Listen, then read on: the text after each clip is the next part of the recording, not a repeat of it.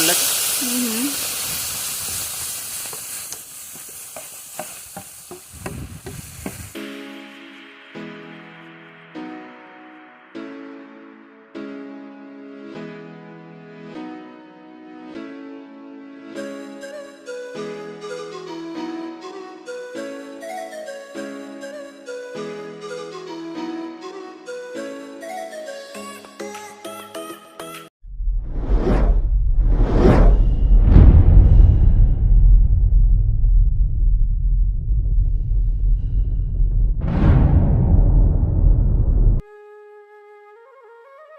Good morning, सादर नमस्कार आप सभी को उत्तराखंड के इस पर्वतीय अंचल से।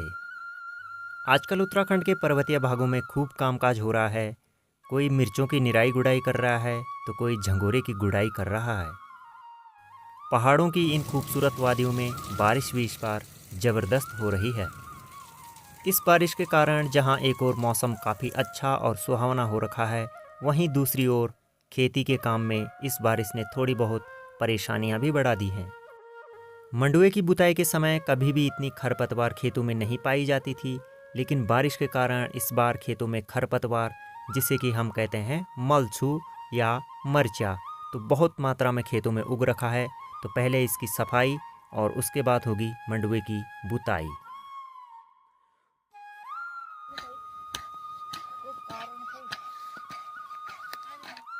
आजकल दोनों टाइम सुबह भी और शाम भी परिवार का प्रत्येक सदस्य अपनी ड्यूटी देने के लिए आ रहा है इन खेतों में। माँ, पिताजी, भैया और भाभी इस समय खेतों में काम कर रहे हैं और मुझे और शिवी को भेज दिया गया है घर में, क्योंकि हमें बनाना है दोपहर का खाना। तो हम पहुँचे हैं अभी अभी अपने घर में। तो सबसे पहले हम कर लेते हैं थोड़ा साफ़ सफाई, हाथ धुलाई, और उसके बाद बनाते हैं दोपहर का खाना। तो खाने में जो आज हम बनाने जा रहे हैं, आपने थंबनेल में देख ही लिया होगा। तो हमें खेत से ऑर्डर मिल रखा है कि आज बनाएंगे हम फाणू और भात। फाणू बनाने की तैयारी से पहले हम चढ़ा लेते हैं चूल्हे में भात, यानी कि चावल। तो इसके लिए हमने प्रेशर को पोंछ लिया है बाहर से राख से, और अब हम इसे चढ़ा देते हैं चूल्हे में। तो चलिए, प्रेशर में रख लिए हमने चावल, और 10 से 15 मिनट में यह चावल पक कर के तैयार हो जाएगा और बनेगा ज़बरदस्त भात। तो अब हम करते हैं फाणू बनाने की तैयारी। इस लोटे में हमने सुबह गहत की दाल भिगा रखी थी। तो ये दाल अब अच्छी तरह से भीग चुकी है, क्योंकि ये गर्म पानी में भिगाई थी और उसके बाद इनको कोयलों के ऊपर रख दिया था। तो इस वजह से अभी ये गर्म है और काफ़ी सॉफ्ट हो चुकी है। और जैसा कि आप जानते होंगे कि गहत खाद्यान्न के रूप में प्रयोग तो होता ही है, अनाज के रूप में या दाल के रूप में, लेकिन इसका औषधीय उपयोग भी है और पथरी में इसको काफ़ी लाभदायक माना जाता है। और जो पथरी या स्टोन के रोगी होते हैं, उनको इसका पानी पीने के लिए दिया जाता है।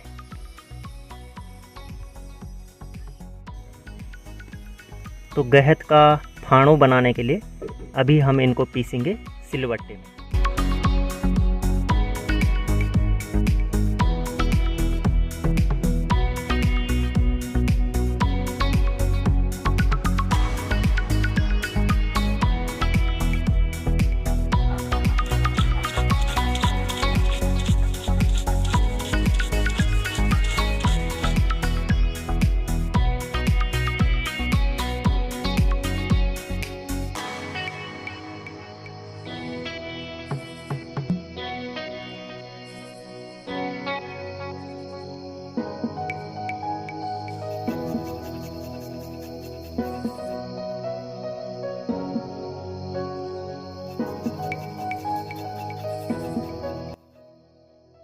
गहत को सिलबट्टे में पीस करके अब हमने इसका अच्छी तरह से पेस्ट बना लिया है।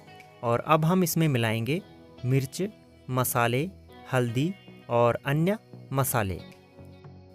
इसमें अभी हम नमक को नहीं रख रहे हैं, क्योंकि हम इसमें दही मिलाएंगे, और नमक को हम तभी रखेंगे जब इसको कुछ देर के लिए चूल्हे में उबाल देंगे। तो चलिए अब रखते हैं इसमें दही। दही के 3 से 4 चम्मच इसमें हम रख सकते हैं, और यदि घर में दही न हो तो छाछ या मट्ठा को भी इसमें रखा जा सकता है, जो कि इसके स्वाद को बढ़ा देता है। अब हम इस दही को गहत के पेस्ट के साथ अच्छी तरह से मिला लेंगे।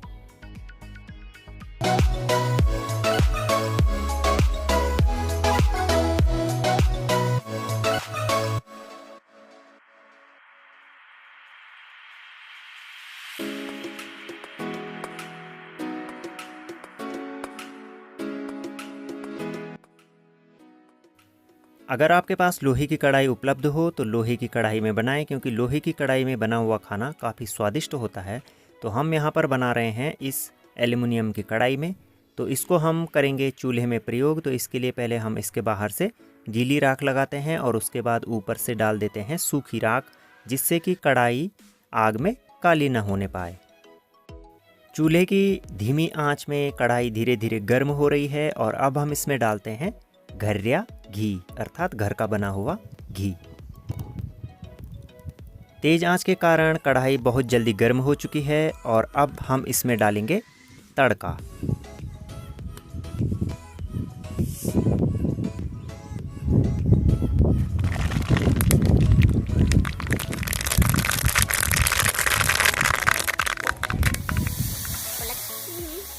गर्म घी में राई के बीज अच्छी तरह से भुन जाने के बाद अब इसमें हम डालते हैं दही और गहत का पेस्ट।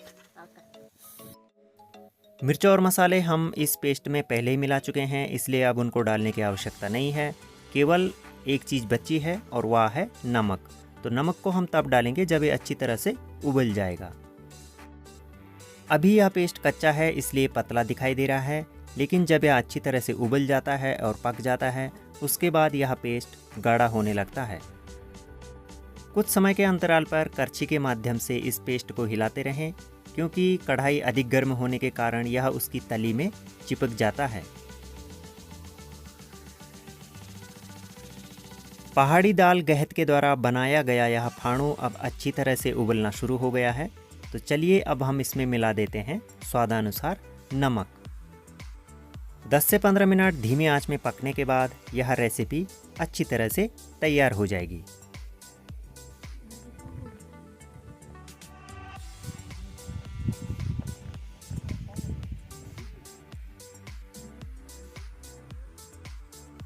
तो चलिए अब तैयार है हमारी स्पेशल थाली, पहाड़ का ऑर्गेनिक फूड और पहाड़ का टेस्टी भोजन। तो ये है रायता जो कि हमने ककड़ी और खीरे से बनाया है, और ये है पहाड़ के ताज़े प्याज जो कि कुछ ही दिन पहले खेतों से उखाड़कर लाए गए हैं, और ये है गर्मा गर्म चावल यानी कि भात। तो चलिए अब शुरू करते हैं इस डिश को खाना। आपको यह ब्लॉग कैसा लगा हमें ज़रूर बताइएगा, और यदि आप हमारे चैनल पर नए हैं तो चैनल को सब्सक्राइब करना बिल्कुल भी न भूलिएगा। जय देवभूमि, जय उत्तराखंड।